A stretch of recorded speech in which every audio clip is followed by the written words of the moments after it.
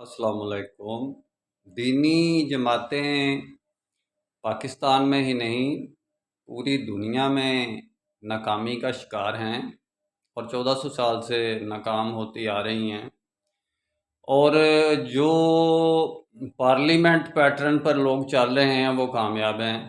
दीनी जमातें जो हैं वो पार्लियामेंट पैटर्न पर नहीं चलती हैं, एजिटेशन करती हैं और मुल्कों में बहरान पैदा करती हैं और इस तरह करके अपने मुतालबात बनवाने की कोशिश करती हैं हुक्मरानों से।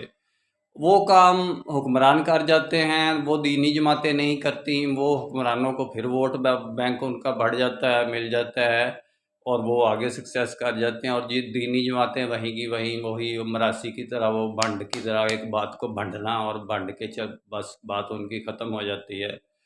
तो जैसा कि इन लोगों ने अलजायर में इस्लामिक साल्वेशन फ्रंट ने 70% वोट लिए और हुकूमत की इस्लामी इनकलाब फिर भी वहाँ नहीं आया।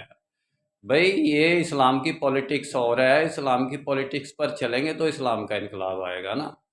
मेरा काम इस्लामिक वर्ल्ड की अमन और यूनाइटी का है। इंशाल्लाह डिटेल में बात फिर होगी। निस्बत वहदत खिदमत खैर के साथ। अल्लाह हाफ़िज़।